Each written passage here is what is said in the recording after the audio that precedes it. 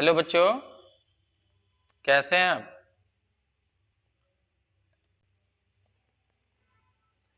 बच्चों, हमने linear programming problem के अंदर या ऑपरेशन सर्च कह लीजिए, उसके अंदर हमने पहले कुछ चैप्टर किए थे।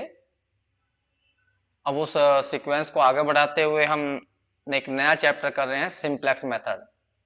लेकिन ध्यान रखना, सिंप्लेक्स मेथड समझने से पहले एक हमने शुरू में चैप्टर किया था, उसके अंदर हमने लीनियर प्रोग्रामिंग प्रॉब्लम क्या होती है, उसकी स्टैंडर्ड फॉर्म क्या होती है, स्लैक वेरिएबल क्या होते हैं, सरप्लस वेरिएबल क्या होते हैं, वो सब डिस्कस किए थे। तो सीधा सिंप्लेक्स मेथड पर ना आकर पहले उन सबको देख लीजिए, क्योंकि सिंप्लेक्स मेथड एक लीनियर प्रोग्रामिंग प्रॉब्लम को सोल्व करने का एक दूसरा तरीका है। जबकि लीनियर प्रोग्रामिंग प्रॉब्लम को सोल्व करने के लिए हमने एक मेथड बताया था पहले भी, ग्राफिकल मेथड। ठीक है, तो वहां पर जरूरत पड़ती है, या इस मेथड में भी जरूरत पड़ेगी, पहले उस प्रॉब्लम को स्टैंडर्ड फॉर्म में लाना पड़ता है। तो स्टैंडर्ड फॉर्म तुम्हें पता होनी चाहिए कि लीनियर प्रोग्राम की प्रॉब्लम की स्टैंडर्ड फॉर्म क्या होती है, उसके अंदर स्लैक सरप्लस वेरिएबल क्या होते हैं। वैसे तो तुम थोड़ा सा मैं बता देता हूँ, आइडिया देता हूँ।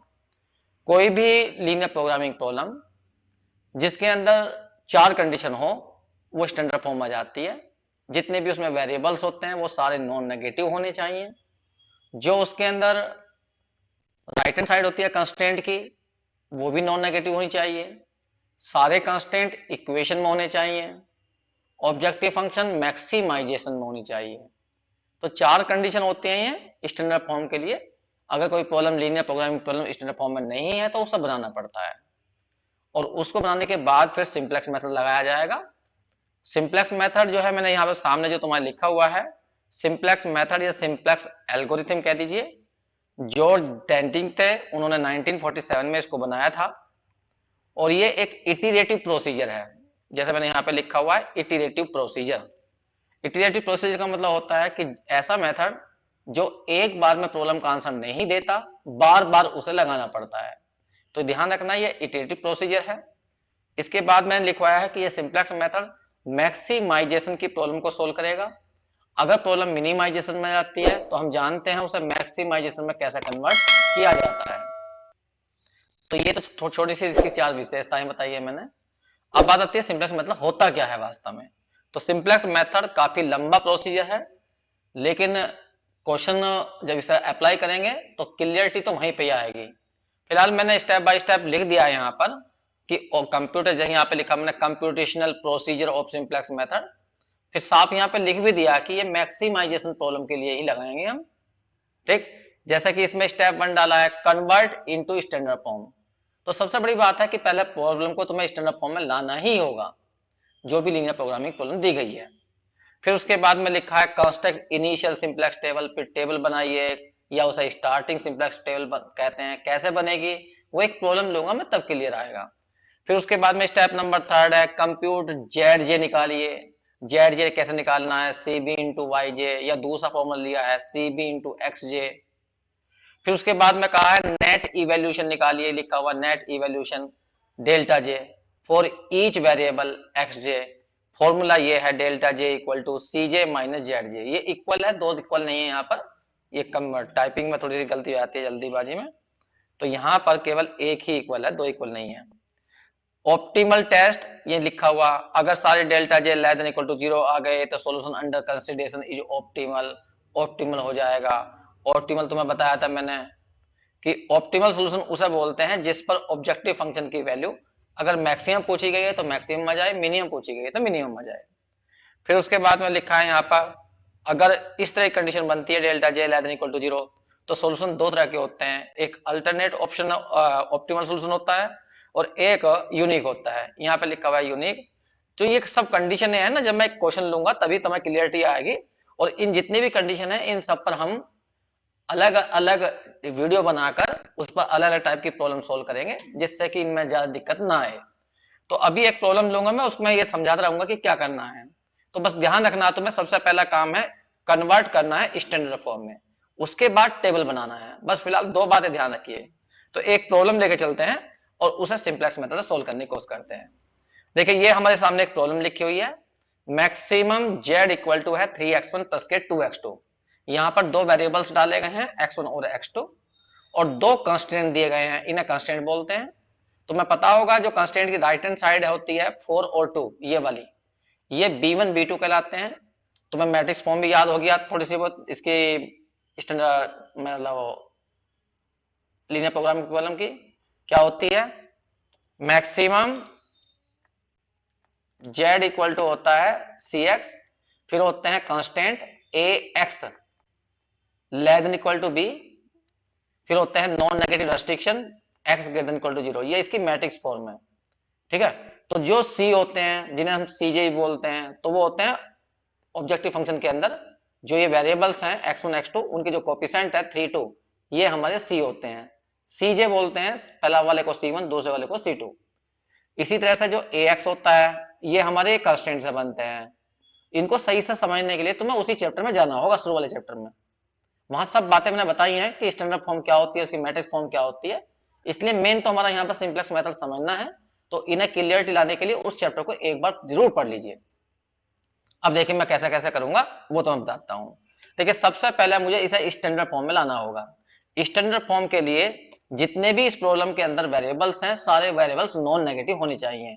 इस प्रॉब्लम में देखो दो वेरिएबल्स हैं x1 और x2, दोनों ही नॉन नेगेटिव हैं। ठीक है, दूसरी कंडीशन होती है कि जो कंस्ट्रेंट दिए गए हैं, ये कंस्ट्रेंट, दो कंस्ट्रेंट दिए गए हैं, इनकी जो राइट हैंड साइड है जब 4 2 लिखी हुई है, ये नॉन नेगेटिव बनाइए। अब तो फिलहाल ये नॉन नेगेटिव है ही, अगर मान लीजिए माइनस के यहाँ 4 आ गया, तो माइनस के 4 का मतलब है दोनों तरफ माइनस की मल्टीप्लाई कर दीजिए, तो प्लस के 4 बन जाएगा और ये इंक्लूसिव बदल जाएगी। ठीक, उसके बाद में होती है तीसरी कंडीशन, जितने भी कंस्टेंट हैं उन्हें इक्वल में लाइए। अब जैसे पहला कंस्टेंट है, तो पहले कंस्टेंट में लेस देन आ रहा है, तो इसका मतलब लेफ्ट हैंड साइड छोटी है राइट हैंड साइड से, तो इसे इक्वल में कन्वर्ट करने के लिए हमें कुछ वेरिएबल्स यहाँ जोड़ना पड़ेगा, जिसे बोलते थे हम स्लैक वेरिएबल। तो फिलहाल मैंने यहाँ पे एक वेरिएबल डाल रहा हूं मैं x1 प्लस x2, और यहां पर मैंने एक वेरिएबल डाल दिया अपने पास से, उसका नाम रखा s1 और इक्वल टू डाल दिया मैंने 4। मतलब s1 यहां पर डालने के बाद left hand side equal to हो गई है राइट हैंड साइड के। जब हम इसे ऐड करते हैं कोई वेरिएबल लेफ्ट हैंड साइड में इक्वल करने के लिए, उसे बोलते हैं स्लैक वेरिएबल। इसी तरह से हम दूसरे में डालेंगे x1 माइनस x2, यहां पर भी लेफ्ट हैंड साइड छोटी है, तो इक्वल करने के लिए हमने यहाँ पर डाल दिया s2, इसे कहेंगे यहाँ पे स्लैक वेरिएबल।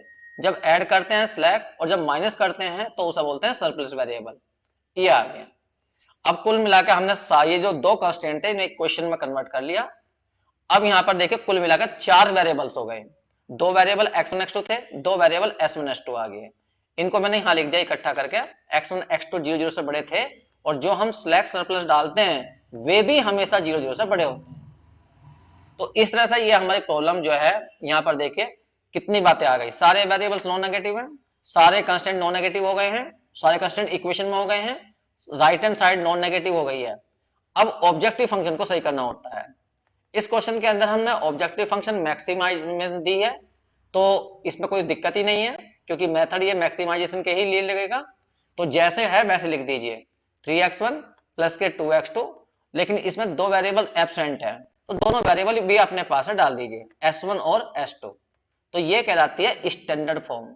देखिए मैं इस पे स्पेशली मैं कई बार कह चुका, स्पेशली मैंने एक वीडियो बना दी थी इसके ऊपर यहाँ तक के लिए, तो हमने ये स्टैंडर्ड फॉर्म में कन्वर्ट कर ली।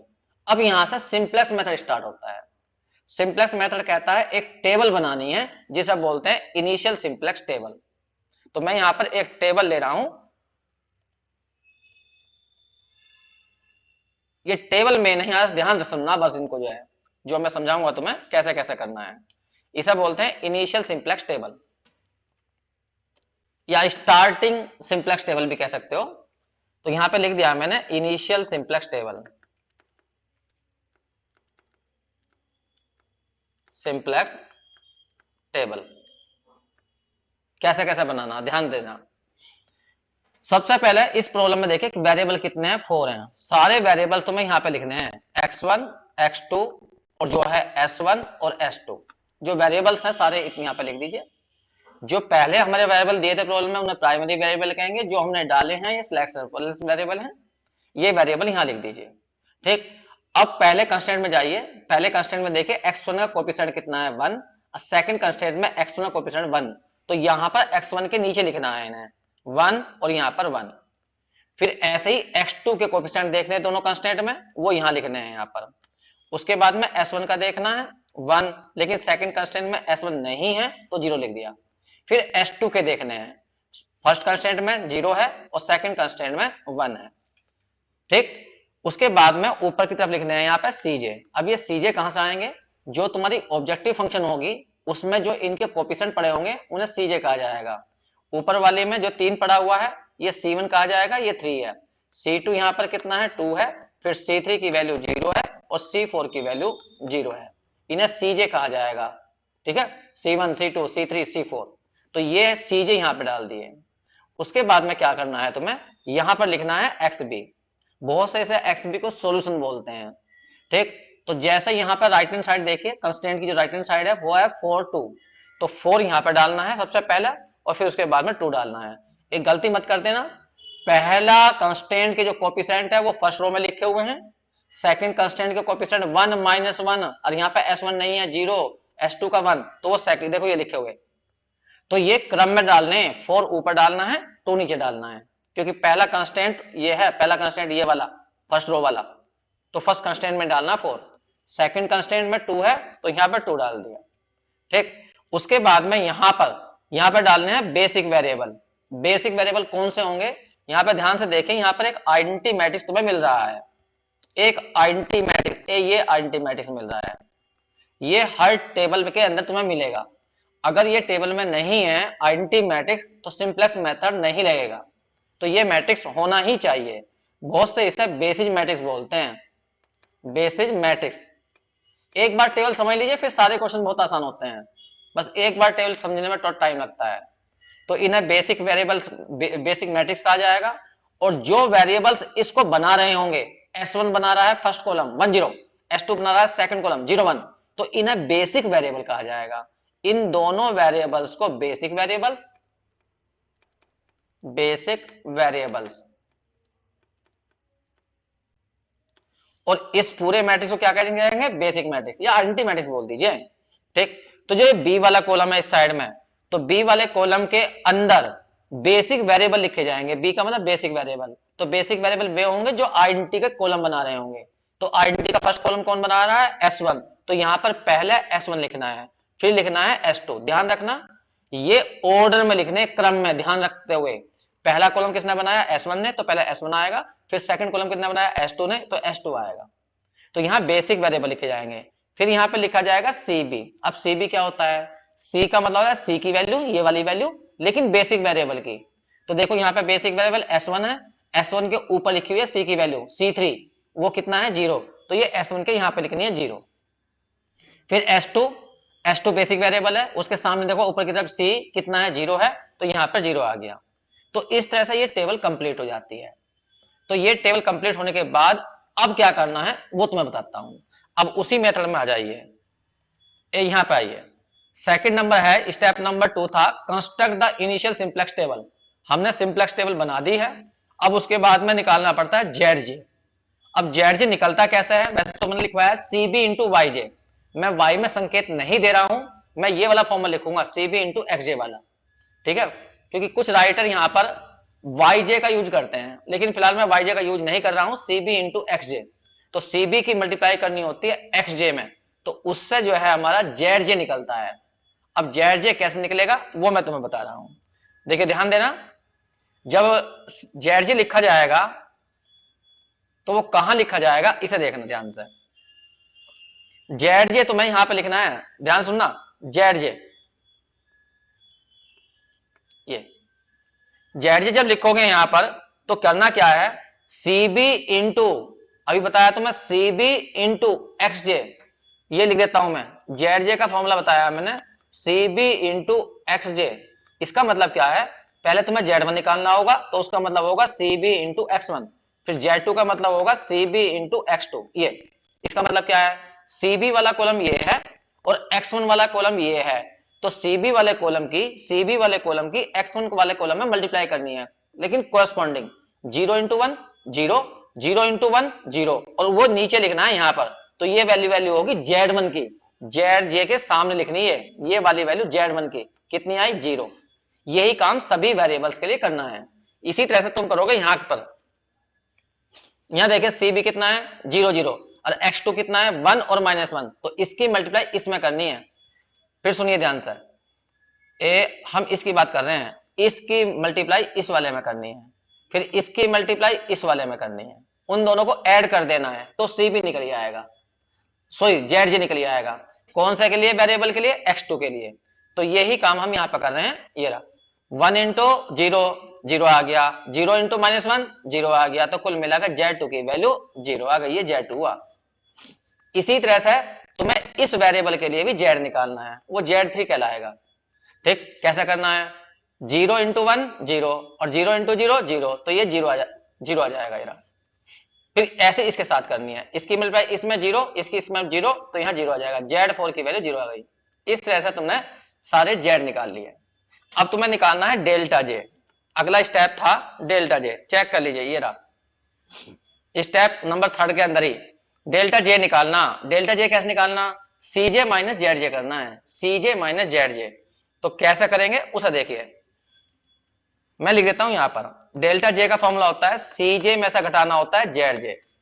अब ये सीजे कहां है? सीजे ऊपर लिखे हुए हैं, ये रहे C1 C2 C3 C4, और जेड जे कहां है? नीचे लिखे हुए हैं। तो ये सारे वेरिएबल्स के लिए करने पड़ते हैं।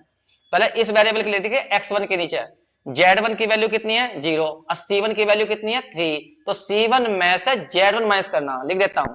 जब डेल्टा 1 निकालना तो c1 माइनस z1, तो यहां लिखा जाएगा डेल्टा 1। तो डेल्टा 1 की वैल्यू आ जाएगी, करो c1 कितना है? 3, तो 3 माइनस z1 कितना है? 0, तो कुल मिलाकर 3 आया। इसी तरह से डेल्टा 2 निकलेगा, ऊपर वाले में से इसे घटा दो, बस c2 में से z2 घटा दीजिए, तो 2 माइनस 0 2, फिर C3 जी कितना है? 0, 0 में 0 जाएगा, 0 आ जाएगा, तो डेल्टा 3 की वैल्यू 0 आ जाएगी। फिर यहां पर घटा दीजिए ऐसा ही, डेल्टा 4 आ जाएगा 0। ये तो CJ में से ZJ माइनस करना है, उसे ही डेल्टा जे बोलते हैं, वैसे इसे नेट इवोल्यूशन बोलते हैं। तो ये डेल्टा निकालने हैं। इन डेल्टा पर ही ये पता चलेगा कि इस प्रॉब्लम का सोल्यूशन क्या होगा। तो ये ही हमने यहां पर कुछ ऑप्शन बनाए हैं, इनको देख देख के तुम्हें करना है क्वेश्चन। यहां देखो क्या लिखा है। पहला, अगर सारे delta J less than equal to 0 आ गए, सारे delta J less than equal to 0 आ गए for all J, the solution under consideration is optimal. तो जिस सॉल्यूशन को तुम लेकर चल रहे हो वो सॉल्यूशन ऑप्टिमल होगा। ऑप्टिमल का मतलब उस पर जेड की जो वैल्यू आएगी वो सबसे ज्यादा आएगी। अब बात उठती है यहां पर कि हम सॉल्यूशन लिया कहां है हमने? यहां पर कोई सॉल्यूशन लिया है इसके अंदर? हाँ, हमने इस टेबल के अंदर एक सॉल्यूशन लिया है। अब वो बताता हूं वो सॉल्यूशन है कहां पर। ध्यान से सुनना, देखो ध्यान से देखो।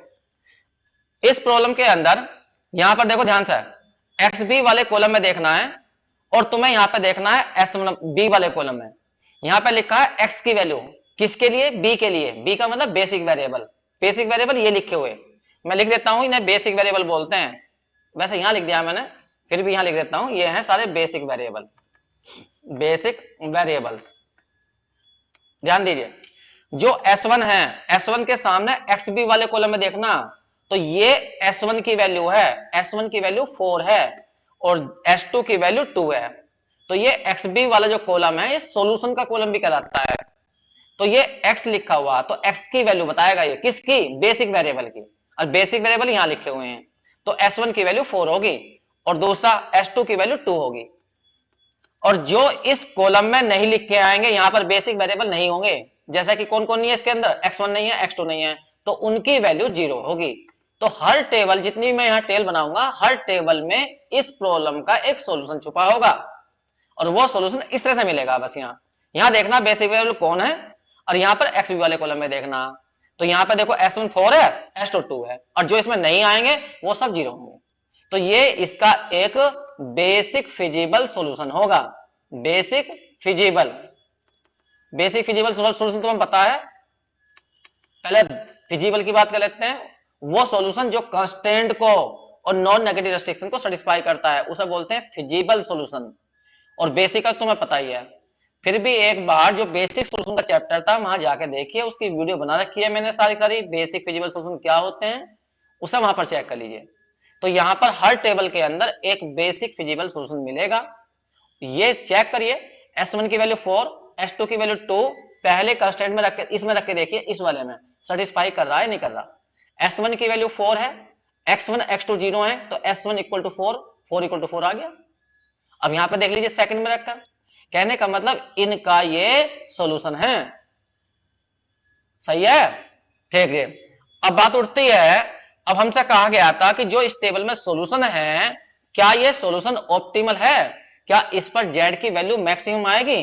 चलो चेक करते हैं जेड की वैल्यू कितनी आई।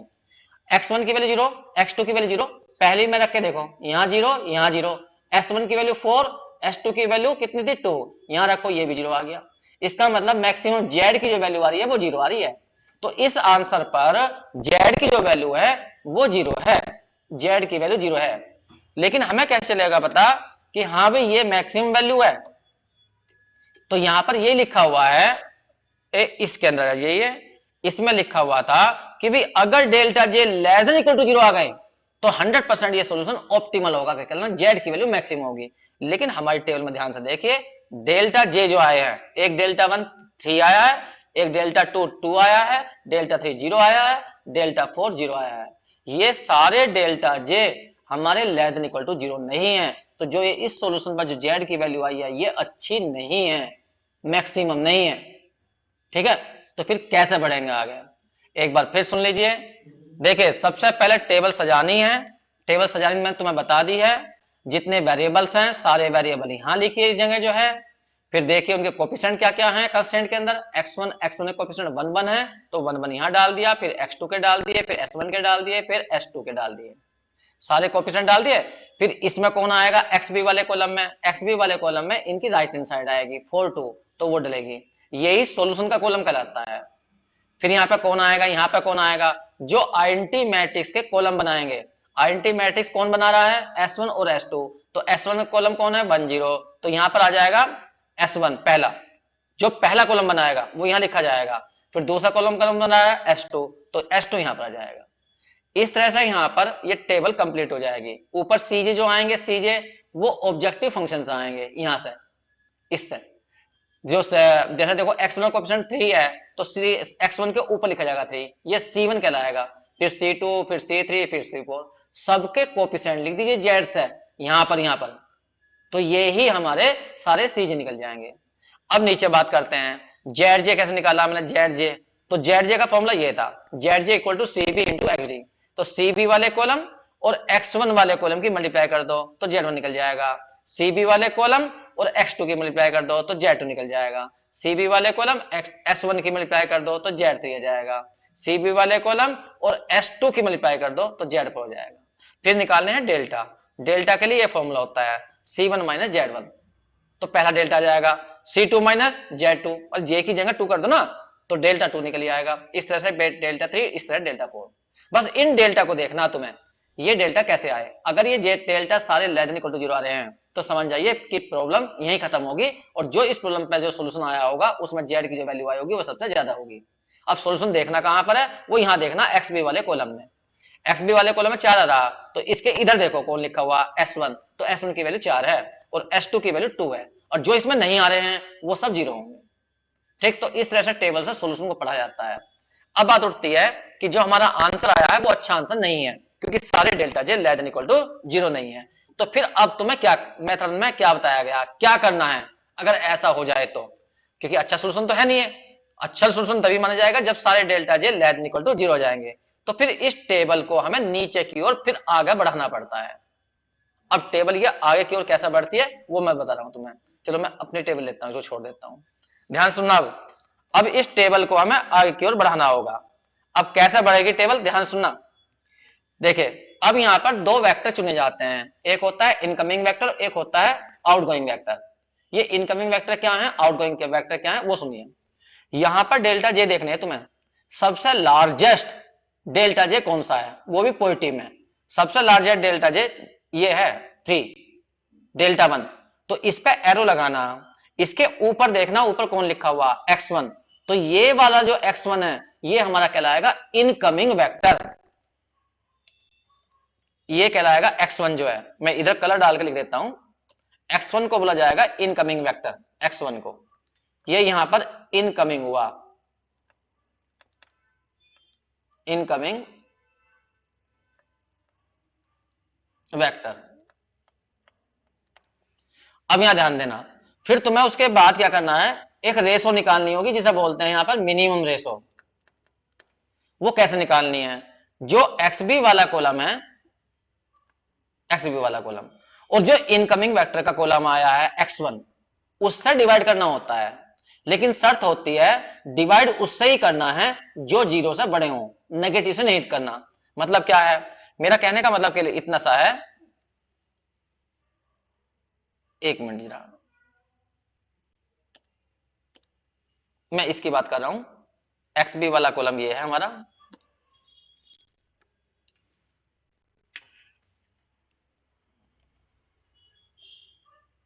ये है हमारा XB वाला कॉलम, ठीक। और ये है हमारा इनकमिंग वेक्टर वाला कॉलम, ये वाला, ये वाला, ये वाला। तो तुम्हें क्या करना है, XB वाले कॉलम को इनकमिंग वेक्टर वाले कॉलम के एलिमेंट से डिवाइड करना है, लेकिन कोरस्पॉन्डिंग एलिमेंटों को। मतलब 4/1 यहां पर 4/1, फिर उसके बाद में 2/1, ऐसा, इसे बोलते हैं मिनिमम रेशो। तो ये मिनिमम रेशो निकालनी पड़ती है। अब ये देखना है, लेकिन शर्त ध्यान रखना, जिससे डिवाइड कर रहे हो वो 0 से बड़ा होना चाहिए। अब ये देखना है इनमें से छोटा कौन सा है। इनमें छोटा ये है, ये वाला, तो इसके सामने एरो इधर को लगाओगे तो ये क्या बताएगा, ये बताएगा, पीछे हट जाओ इसके, यहां पर देखो S2, तो ये बताएगा ये आउट गोइंग वैक्टर है, आउट गोइंग वैक्टर। तो ये हमें दो वेक्टर चुनने पड़ते हैं, एक इनकमिंग और एक आउटगोइंग। तो ये इनकमिंग क्या बताता है और आउटगोइंग क्या बताता है, क्यों चुनते हैं इन्हें? ये इसलिए चुनते हैं, जैसा हमने यहां बताया कि भाई देखो ये बेसिक वेरिएबल्स हैं S1 और S2। बेसिक वेरिएबल क्यों है ये? क्योंकि इन्होंने एक मैट्रिक्स बनाया था, आइडेंटिटी मैट्रिक्स, उसका फर्स्ट कॉलम जो था 1 0 था, तो S1 कहा गया था। सेकंड कॉलम कौन बना था, S2 बना था, तो यहाँ पे S2 लिया गया था। तो वो कह रहा है कि भाई अब की बार X1 को लाओ इनकी जगह, S1 S2 को हटाकर। लेकिन फिर यहां पर तो केवल दो ही रो हैं, अब एक को तुम हटाओगे तो 100% दूसरे को तुम्हें लाना पड़ेगा। तो दूसरा किसे लाए यहां पर? तो दूसरा हमने बताया कि भाई देखो X1 को तो लाना है, लेकिन हटाना किसे है, S2 को हटाना है, जो यहां पर आउट गोइंग है। फिर सुन लीजिए, यहां पर इनकमिंग वेक्टर किसे लिया जाएगा, जिसका डेल्टा जे सबसे बड़ा होगा। वो डेल्टा जे ये हमारा 3 था और ये X1 का था, तो X1 हमारा इनकमिंग वेक्टर कहलाएगा। अब हमें चुनना होता है आउटगोइंग, तो उसके लिए एक मिनिमम रेशो निकालनी पड़ती है। मिनिमम रेशो के लिए क्या करेंगे हम, XB वाले कॉलम को X1 वाले कॉलम से डिवाइड करेंगे, लेकिन कॉरस्पॉन्डिंग एलिमेंटों से। 4/1 2/1 ऐसे डिवाइड कर लिया। अब इसके अंदर क्या करना है, जो सबसे छोटी रेशो होगी वो देखो किस रो की है, इस रो की सबसे छोटी रेशो है, इस रो की। तो यहां कौन लिखा हुआ, S2, तो इसका मतलब B वाले कॉलम में से S2 को बाहर निकालना होगा। जब ये बाहर निकल जाएगा यहां से, उसकी जगह आएगा कौन, X1। तो अगली टेबल में हमें यही काम करना है, X1 को यहां लाना है और S2 को यहां से बाहर निकाल देना है। तो नीचे की टेबल में मैं यही काम करने जा रहा हूं, यहां पर। अब मैं नई टेबल बना रहा हूं, ये टेबल बनाऊंगा, बस एक दो टेबल समझ लीजिए, फिर ना दिक्कत आती कुछ भी, शुरू शुरू में प्रॉब्लम होती है बस। देखो यहां पर S1 ये लिखा हुआ, किसको हटाना था मुझे, S2 को, तो S2 की जगह लाना कौन है, X1 लाना है। अब टेबल हम बदलेंगे, ध्यान सुनना, बस ये टेबल बदलनी है। अब देखिए ध्यान देना, अब ये CB क्या होते हैं, CB होते हैं C की वैल्यू बेसिक वेरिएबल के लिए। अब तुमने बेसिक वेरिएबल S1 बना लिया है और X1 बना लिया है, तो S1 का C कहां लिखा हुआ है, ऊपर देखो S1 का C ये लिखा हुआ 0, तो यहां तो अब भी 0 ही आएगा। और X1 का C क्या है, X1 के ऊपर देखो C कितना लिखा हुआ 3, तो यहां 3 आ गया, तो CB वाला कॉलम चेंज हो गया। अब जो इधर जितनी भी ये क्वांटिटी है, ये सारी क्वांटिटी, ये जो बदलेंगी वो कैसे बदलेंगी वो तो मैं बता रहा हूं, आगे टेबल कैसे बदलेगी, ये वाली टेबल। तो इस टेबल को बदलने के लिए तुम्हें एक काम करना होगा, छोटा सा जो है वो सुनो ध्यान से कैसा करना होगा। मैंने यहां पर 1 मिनट के लिए किसी और कलर से डाल देता हूं, इतनी टेबल कैसे बदली जाती है, ये पूरी की पूरी टेबल। इस टेबल को देखिए कैसे बदलूंगा मैं। देखो देखो, यहां पर तुमने बेसिक वेरिएबल किसे बनाया, एक S1 को बनाया, X1 को बनाया। और अभी मैंने बताया था कि बेसिक वेरिएबल वे होते हैं जिनके कॉलम आइडेंटिटी मैट्रिक्स के कॉलम के अकॉर्डिंग होते हैं। जैसे यहां S1 डाला था तुमने, तो पहला कॉलम S1 ने 1 0 दिया था, फिर दूसरा कॉलम क्या था, S2, S2 ने सेकंड कॉलम दिया था। तो अब तुमने यहाँ S1 की जगह एक तो S1 लिया और एक ले लिया तुमने X1, क्योंकि S2 तुमने हटा दिया। तो इसका मतलब फर्स्ट कॉलम तो होना चाहिए S1 का आइडेंटिटी कॉलम के अनुसार, तो वो तो है ही रहा। लेकिन सेकंड कॉलम जो होना चाहिए वो X1 का होना चाहिए, लेकिन X1 कॉलम में तो ऐसा है ही नहीं कुछ भी। भाई जो यहां पे लिखे जाएंगे वो आइडेंटिटी कॉलम बनाते होंगे, लेकिन X1 का कॉलम तो आइडेंटिटी कॉलम के अनुसार है ही नहीं। तो इसका मतलब है x1 का कॉलम आइडेंटिटी के सेकंड कॉलम के अनुसार होना चाहिए। तो सेकंड कॉलम का मतलब क्या, यहां 0 होना चाहिए और यहां 1, तो यहां पर हम 1 बनाएंगे। यहां तो 1 तो यहां अपने आप बना हुआ है। अगर मान लो यहां 10 होता तो यहां 1 बनाएंगे, क्योंकि हमें x1 हमने क्या बना लिया है, बेसिक वेरिएबल। तो बेसिक वेरिएबल वे होते हैं जो आइडेंटिटी का कॉलम बनाते हैं। तो इसका कॉलम तो है ही नहीं, तो इस कॉलम को सही से कन्वर्ट करेंगे, यहां 0 लाएंगे और यहां 1 बनाएंगे। तो जिसे 1 बनाते हैं उसे की एलिमेंट बोलते हैं। फिलहाल देखो यहां पे ऑटोमेटिकली 1 आ गया, लेकिन हो सकता है यार 10 हो, तो उसे 1 बनाना पड़ेगा तुम्हें। कैसे बनाओगे, वो मैट्रिक्स के रूल से बनाएंगे। ठीक, तो यहां पर 1 बनाना होता है, तो इसे की एलिमेंट कहा जाता है। बहुत से बच्चे ऐसे नहीं बोलते की एलिमेंट को, वो क्या कहते हैं, जो आउटगोइंग वेक्टर की रो है और जो इनकमिंग वेक्टर का कॉलम है, उनका जो इंटरसेक्शन होगा वो की एलिमेंट है। फिर सुन लीजिए, जो इन आउटगोइंग वेक्टर की रो है और जो इनकमिंग वेक्टर का कॉलम है, उसका जो इंटरसेक्शन है वो की एलिमेंट है। वो की एलिमेंट इसे कहते हैं। की एलिमेंट का मतलब होता है चाबी, इसके पास चाबी है। क्यों, क्योंकि तुमने यहां x1 डाला है, तो x1 का कॉलम आइडेंटिटी मैट्रिक्स के अनुसार होना चाहिए, और x1 डाला तुमने नीचे, इसका मतलब सेकंड कॉलम के अनुसार। सेकंड कॉलम क्या होता है आइडेंटिटी का, यहां 0 यहां 1। तो ये बनाने हमें मैट्रिक्स का रूल लगाने, और बस मैट्रिक्स के रूल ये इतने में लगाने, बस इतने में, इस टेबल को बनाने के लिए। देखो कैसे बनाएंगे, अब सुनो ध्यान से। यहां पहले 1 बनाते हैं, अगर यहां 1 ना होता, मान लो 10 होता, तो सेकंड रो को 10 से डिवाइड कर देते, तो यहां 1 बन जाएगा। अब फिलहाल यहां पे 1 है, तो मैं कोई भी चेंज नहीं करूंगा, मैं इसको ऐसा का ऐसे लिख दूंगा, कितना, 2 1 -1 0 और 1। अब आएंगे हम यहां पर इस जगह यहां 0 बनाएंगे, क्योंकि सेकंड कॉलम आइडेंटिटी का क्या होता है, 0 1 होता है, तो यहां 0 बनाना पड़ेगा। और ये जो 0 बनाया जाता है, इस 1 की हेल्प से बनाया जाता है। कहने का मतलब सेकंड रो की हेल्प से बनाया जाएगा। अब ऑपरेशन लगाने, जैसे तुमने मैट्रिक्स में ऑपरेशन लगाते कि भाई यहां 0 बनाओ और इसकी हेल्प से बनाओ, तो क्या ऑपरेशन लगाएंगे हम, ऑपरेशन लगा देंगे कि R1 में से R2 को माइनस कर दीजिए। R1 में से R2 को जब माइनस करोगे तो यहां अपने आप 0 जाएगा, लेकिन करना पड़ेगा पूरी रो में।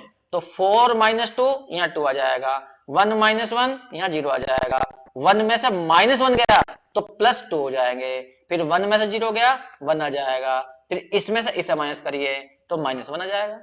तो R1 - R2 करा। अब देखो यहां पर, अब यहां ध्यान से देखना, क्या हमारी टेबल सही है। S1 था बेसिक वेरिएबल, S1 शुरू में लिखा हुआ, इसका मतलब फर्स्ट कॉलम इसका होगा आइडेंटिटी का। चेक कर लो, ये रहा S1 के नीचे है 1 0।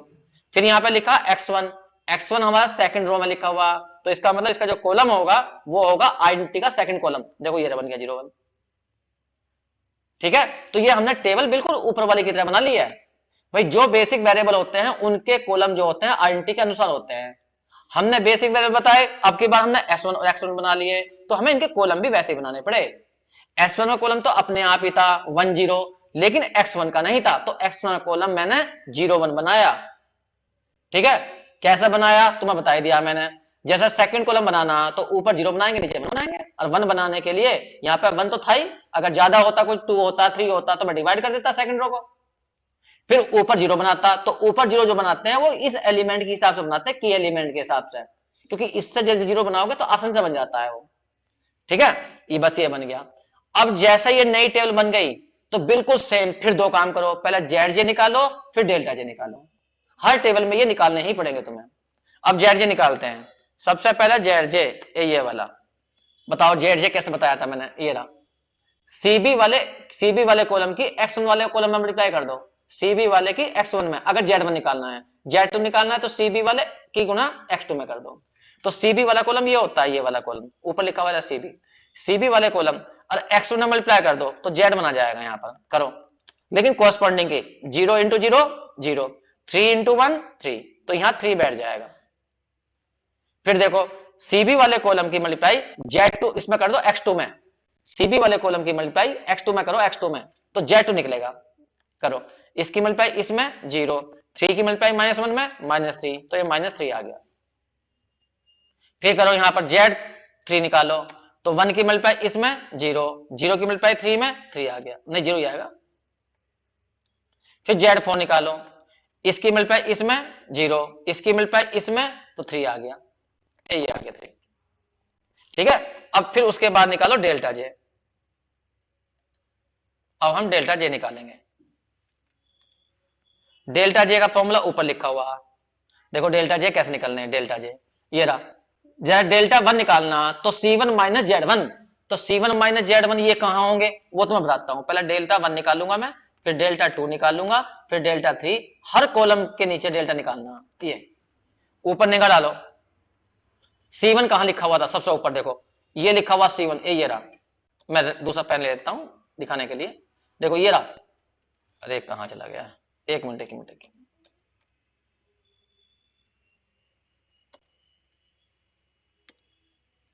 देखो ध्यान से देखना, मैं से नीचे कर देता हूं।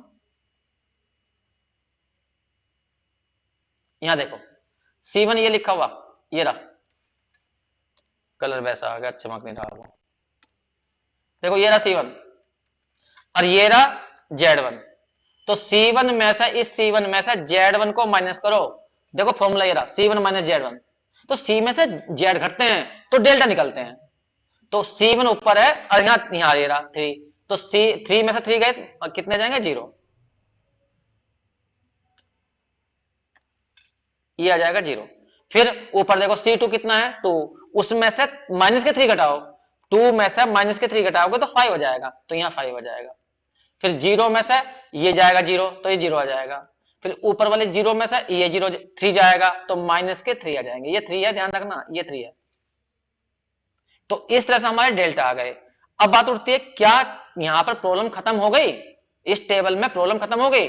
नहीं, कहा गया था सारे delta J less than equal to 0 होना चाहिए, लेकिन अब भी डेल्टा जे ये वाला जो है 5 आ रहा है और होनी चाहिए 0 से कम नेगेटिव में। तो इसका मतलब है अभी आंसर नहीं आया। फिर नई टेबल बनाएंगे, ऐसे ही बनाएंगे जैसे ऊपर बनाई थी। अब याद करो, फिर दोबारा बनाता हूं मैं, फिर याद आ जाएगी तुम्हें। इस टेबल को नीचे की ओर फिर बढ़ाना है और तब तक बढ़ाना है जब तक ये सारे delta J less than equal to 0 नहीं आएंगे।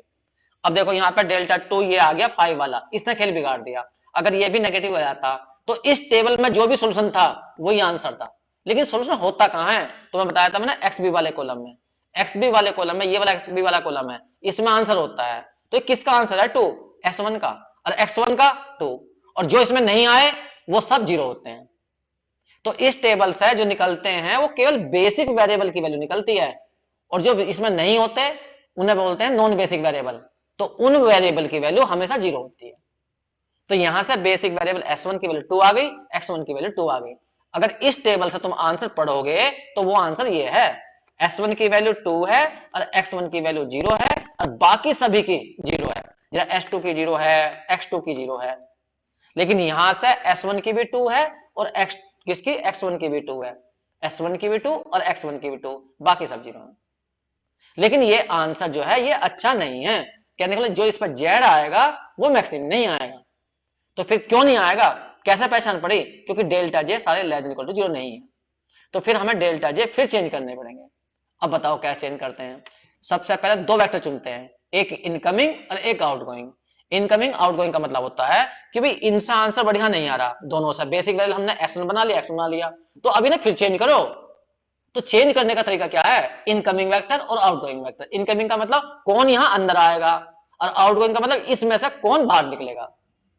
अब वो पहचान कैसे करनी पड़ती है, यहां देखो सबसे बड़ा डेल्टा जे कौन सा है, ये है डेल्टा 2। डेल्टा 2 पे यहां एरो लगा दो और ऊपर देखो टेबल में क्या लिखा हुआ था, सबसे ऊपर देखो ये डेल्टा 2, ये X2। इसका मतलब है X2 अब की बार अंदर आएगा, यहां पर X2 आएगा, यहां पर इस वाले कॉलम में। लेकिन कौन बाहर जाएगा, S1 जाएगा या X1 जाएगा। उसके लिए तुम्हें एक काम करना पड़ेगा, उसे बोलते हैं मिनिमम रेशो। तो यहां लिखूंगा मैं मिनिमम रेशो।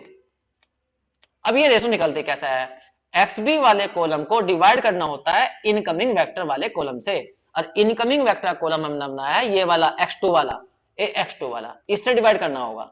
लेकिन एक शर्त है, जिन एलिमेंट से डिवाइड करोगे वो पॉजिटिव होने चाहिए, 0 से बड़े होने चाहिए, नेगेटिव में नहीं, ना 0 होने चाहिए, हमेशा पॉजिटिव होने चाहिए। करो, ये वाला XB वाला कॉलम है,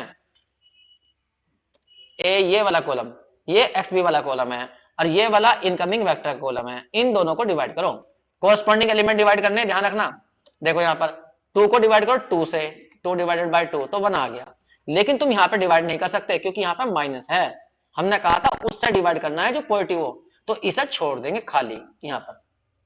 इसका मतलब है इस रो की मिनिमम रेशो नहीं निकल पा रही, ठीक है।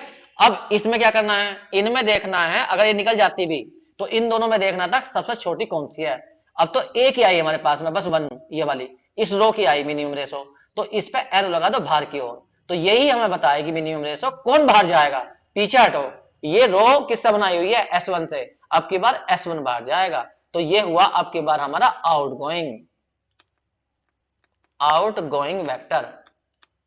ये तो इस टेबल में से हमें S1 को बाहर निकालना है और किसे अंदर लाना है, X2 को अंदर लाना है। तो अब नई टेबल फिर बनानी है, देखो फिर टेबल बनाएंगे। अब की बार यहां से इसे हटा देंगे, इसकी जगह लिखेंगे यहाँ X2 और नीचे लिखेंगे X1।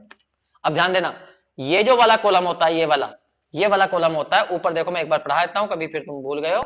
ऊपर देखो यहाँ पर ये होता है CB। CB का मतलब है बेसिक वेरिएबल के लिए C की वैल्यू क्या क्या है। अब यहां देखो कौन कौन से बेसिक वेरिएबल बना रहे हो तुम, X2 को और X1 को बना रहे हो, तो X2 की C की वैल्यू देखो ऊपर, ये रही X2, ये रहा, और C की वैल्यू ये रही 2, तो X2 की वैल्यू 2 है, तो यहां पर लिखेंगे 2, ये लिख दिया 2। अब X1 की देखो, X1 की तो यहां लिखी हुई है 3, ऊपर देख लेना चाहे, ये रही 3। बस जी, अब तुम्हें नई टेबल बनानी है। अब नई टेबल कैसे बनानी है उसे फिर दोबारा सुनो, जैसे तुमने ऊपर बनाई थी वैसे बनेगी बिल्कुल सेम, तो मैं बना के दिखा रहा हूं, देखे ध्यान से देखना। फिर टेबल बना रहा हूं मैं, यहां से यहां तक, एक मिनट के लिए यहां से यहां तक देखना,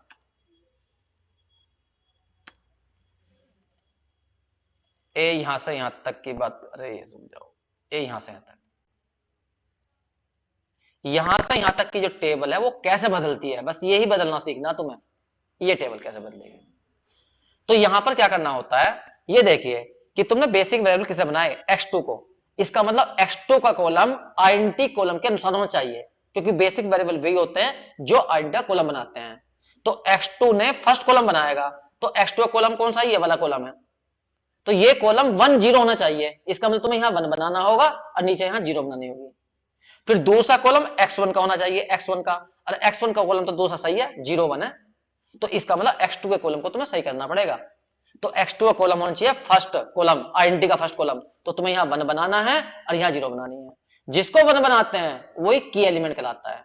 तो बहुत से तो ऐसे देखते हैं की एलिमेंट, जैसे मैंने तुम बताया, ठीक है। बहुत से क्या करते हैं, वो देखते हैं आउटगोइंग वेक्टर कौन है, आउटगोइंग S1 है, इनकमिंग कौन है, इनकमिंग तुम्हारा ये है X2, तो इनके इंटरसेक्शन पर कौन है, इनके इंटरसेक्शन पर हमारा 2 है, इसके और इसके इंटरसेक्शन पर ये 2 है, तो ये 2 कहलाएगा हमारा की एलिमेंट। तो अब की एलिमेंट को 1 बनाइए, 1, क्योंकि X2 फर्स्ट रो में आ रहा है, इसका मतलब है X2 पहला बेसिक वेरिएबल है, तो इसका आइडेंटिटी का कॉलम भी फर्स्ट बनना चाहिए 1 0, तो यहाँ 2 की जगह 1 बनाओ, तो क्या करेंगे R1 से डिवाइड कर देंगे 2 को। जब यहाँ 2 से डिवाइड करेंगे यहाँ पर, तो क्या बनेगा, देखो यहाँ 1 आ जाएगा, यहाँ 0 आ जाएगा, यहाँ पर 1 आ जाएगा, यहाँ पर 1/2, यहाँ पर आ जाएगा माइनस के 1/2, ये आ गया। अब तुम्हें यहाँ 0 बनाना पड़ेगा, इस जगह 0 क्यों बनाना पड़ेगा, क्योंकि तुम्हें X2 का कॉलम फर्स्ट कॉलम के अनुसार बनाना, तो 1 तो बन गया यहाँ, ये 1, और यहाँ 0 बनाना, तभी तो सेकंड कॉलम फर्स्ट कॉलम बनेगा। तो बताओ, बनाना इसकी हेल्प से है, इसकी हेल्प से। तो ऑपरेशन तुम्हें लगाना क्या करना, यहाँ देखो यहाँ -1 है R2 में, यहाँ -1 है, तो यहाँ भी -1 बनाओ, तो 2 से डिवाइड कर लो ना, जब 2 से डिवाइड करोगे तो 1 आ जाएगा, और इसको इसमें ऐड कर दियो, तो मैंने ऑपरेशन लगा रहा हूं, R2 में ऐड कर दूंगा 1/2 R1 करके। R2 में देखो, R2 में कितना है, -1 है, जिसे तुम्हें 0 बनाना उसे देखो कितना है, -1 है, तो यहां सोचो यहाँ 1 कैसे बने, 2 से डिवाइड कर देंगे फर्स्ट रो को, और 2 से डिवाइड करके यहाँ 1 आ जाएगा, दोनों को ऐड कर देंगे तो यहाँ 0 बन जाएगा, तो वही ऑपरेशन लगाया मैंने। तो ये पूरी रो में करना तुम्हें काम। अब यहाँ करो, पहले 2 से डिवाइड करा, यहाँ पर यहाँ 1 बनेगा, इसमें से इसे ऐड कर दो तो 3 आ जाएगा, ये रहा। फिर यहाँ पर 2 से डिवाइड करो, 0 बनेगा, 1 में ऐड कर दो तो 1 ही आ जाएगा, ये ऑपरेशन लगाना है, ये वाला ऑपरेशन। फिर यहाँ देखो, यहाँ -1 है, और यहाँ 2 से डिवाइड करा तो 1 आ गया, उसको ऐड कर दो तो यहाँ 0 आ जाएगा। फिर यहाँ पे करो, 2 से डिवाइड करो 1/2, 0 में ऐड करोगे तो 1/2 ही आएगा। यहाँ पर 2 से डिवाइड करा तो माइनस के 1/2 आया, और किस में ऐड करना है फिर तुम्हें, 1 में, तो 1 में ऐड करोगे तो प्लस के 1/2 बैठेगा, ये बन गया। तो इस तरह से हमने टेबल को चेंज कर दिया। फिर वही काम करो, जेड जे निकालो। जेड जे कुछ भी नहीं होते, सी बी वाले कॉलम में एक्स बी वाले कॉलम की एक्स वन वाले कॉलम की मल्टीप्लाई कर देंगे, सी बी वाले कॉलम में एक्स वन वाले की करो। इस केस में 0, इस केस में 3, यहाँ 3 आ गया। फिर एक्स बी सी बी वाले कॉलम की एक्स टू वाले में कर दो, इस वाले में, तो इस केस में 2, यहाँ 0 आ जाएगा तो 2 बचेगा। फिर इस वाले कॉलम की इस वाले कॉलम में करो, यहाँ बैठेगा 1 और यहाँ बैठेगा 3/2, तो 3/2 प्लस के 1 आ जाएगा, कुल मिला के 5/2, ये आ गया 5/2। फिर इसकी मल्टीप्लाई इसमें करो तो -1 तो यहाँ आ गया, और 3 की कर दो 1/2 में तो प्लस के 3/2 यहाँ आ गया, कुल मिला के बैठ जाएगा 1/2। ये आ गया डेल्टा जे, जेड जे। अब निकालते हैं डेल्टा जे। अब डेल्टा जे कैसे निकालते हैं, जो ऊपर सी लिखे होते हैं उन सी में से ये घट जाता है। मैं फॉर्मूला लिख देता हूं, जेड सी जे में से घटाना होता है जेड जे को। ये तो सी जे कहां लिखे होते हैं, सबसे ऊपर लिखे होते हैं टेबल में, ये लिखे हुए सी जे। ये C1 कितना है, 3 है, तो 3 में से घटाना है तुम्हें Z1 को, और Z1 की वैल्यू 3 आई है, तो इसका मतलब यहाँ पे 0 आएगा। फिर यहाँ पे कर लेना 0 आएगा। फिर यहाँ बता देता हूं मैं कितना बैठेगा, ऊपर देखो, ऊपर C3 कितना था, 0 था, तो 0 में से घटाओगे तुम कितना, 5/2, तो माइनस के 5/2 आ जाएगा। अगला भी ऊपर ये 0 था, इसमें से घटाओगे तो माइनस के 1/2 हो जाएगा। अब यहाँ पे चेक करो, सारे डेल्टा जे जितने भी हैं 0 या 0 से कम आ गए हैं, तो बस ये जो सोल्यूशन होगा इस टेबल के अंदर वो सबसे बेस्ट होगा। अब सोल्यूशन होगा क्या इस टेबल के अंदर वो देखना तुम्हें, तो सोल्यूशन यहाँ देखेंगे। क्या बताया तुम्हें, बताओ सोल्यूशन देखने का तरीका। सोल्यूशन यहाँ पर देखो, बेसिक वैल्यू x2 है, x2 की वैल्यू यहाँ देखो, यहाँ पर कितनी है, xb वाले कॉलम में तो वो 1 है, तो x2 की वैल्यू 1 है। और यहाँ पे देखो इसकी वैल्यू कितनी है, x1 की वैल्यू 3 है, ये रहा। और जो इसमें नहीं आए, कहने का मतलब S1 नहीं आया, S2 नहीं आया, वो सब 0 हैं। तो इस तरह से तुमने यहाँ पे देखा कि इस टेबल के अनुसार आंसर ये है। कहने का मतलब यहाँ पर आंसर सबसे बढ़िया होगा।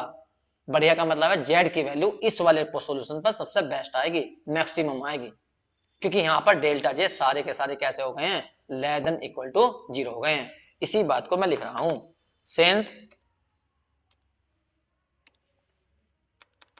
all delta j less than equal to 0, so optimal solution ये is ये रहा, x2 की वैल्यू ये, x1 की वैल्यू ये, s1 की वैल्यू ये, s2 की वैल्यू ये।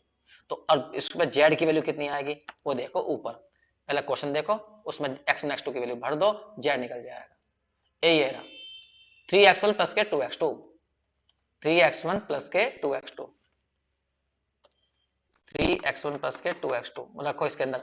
x1 की वैल्यू कितनी है, 2 है, x1 की वैल्यू 3 है, तो यहाँ आ जाएगा 9, और यहाँ पे x2 की वैल्यू 1 है, तो 2 ये आ गया, कुल मिलाकर आंसर आ गया 11।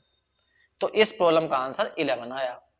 ठीक है, तो एक बार करके देखिए, फिर मैं अगली जो वीडियो बनाऊंगा उसमें फिर समझाऊंगा इसको, क्योंकि मैं उसमें दूसरी टाइप की प्रॉब्लम लूंगा, क्योंकि अभी मैंने सारे डेल्टा जे पे क्वेश्चन नहीं कराए हैं, क्योंकि डेल्टा जे की कई कंडीशन है, अभी उसे बाद में कराएंगे फिर। ठीक है बच्चों, थैंक यू।